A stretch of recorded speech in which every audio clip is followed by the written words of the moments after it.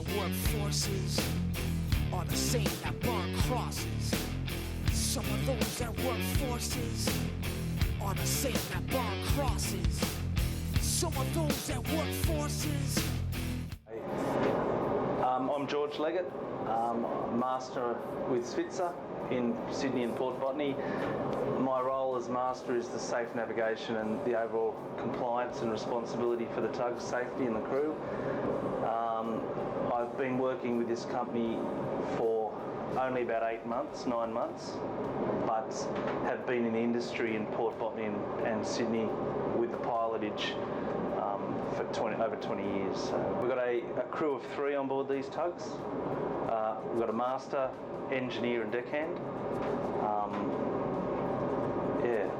And they're an unmanned machinery space, which means we can have the engineer and the deckhand work out on deck, and the engine room has alarms that allow the engineer to work out on deck and not have to monitor the engines constantly. On this class of tug, we've got what we call a combi lever control. So we've got the direction of the pods. These are an ASD tug, azimuthing stern drive, and these headstocks here control the direction of the pods underneath the tug. As you can see, you rotate them round and that gives you an indicator of where your thrust's going. And the top part of the combination lever or unit supplies your engine revs, gives you more or less power. A conventional vessel, as people might think, has a propeller and a rudder.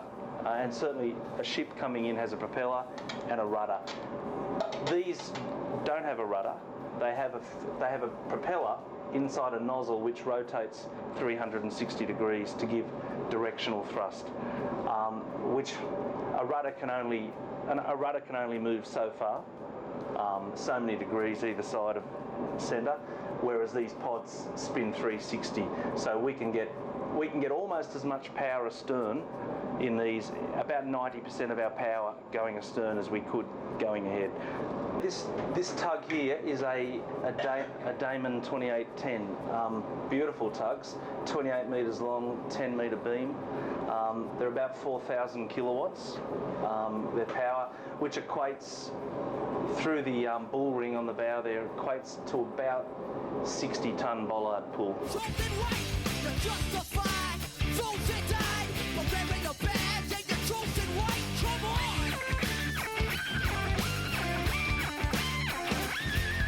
The biggest ships that we see here in this port are these tankers coming into 3 Kernel. They're usually around about a 40 metre, 45 metre beam and they're up to about 270 metres long, the tankers that come into this berth. So if you put that into perspective, we're 28 metres by 10 metres, and when we come up alongside them or behind them, you'll get an idea of the size of these things. It's amazing to look back and see tugboats all working in unison at the direction of a pilot to manoeuvre these ships. You know, you can imagine a ship out at sea can manoeuvre quite easily because it's got a lot of sea room, and they enter a port like this and it's quite terrifying for them because they really can't manoeuvre very well at low speed and in shallow water. So this is why tugs exist. An insurance policy, to make sure that the ship, ships these days, a lot, especially the container ships and passenger ships, are equipped with fairly powerful bow thrusters, but nothing quite substitutes for the power of a tug made fast on a line.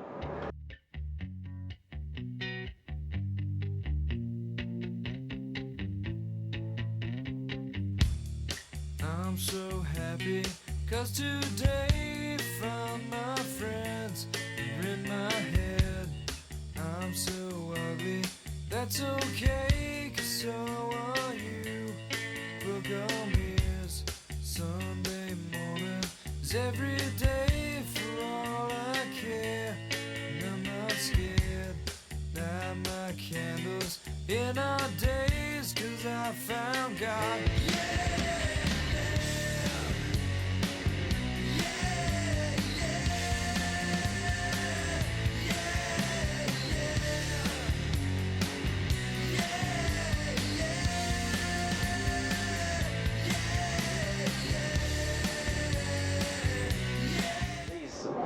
These ships, I mean, people just don't have a clue. They're the lifeline of this country, you know.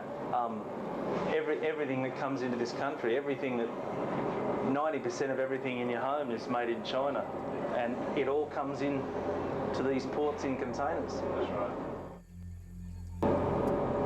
Playing boats, driving a big kick-ass tugboat with heaps of power. Comment in one of them, I think, which sums it up, and that is that driving a tugboat is hours of boredom punctuated by moments of extreme terror. Really cool. It's really cool taking people out that usually work in an office.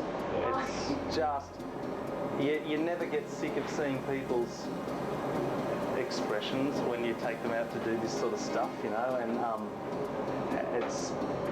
it's another world compared to Elizabeth Street.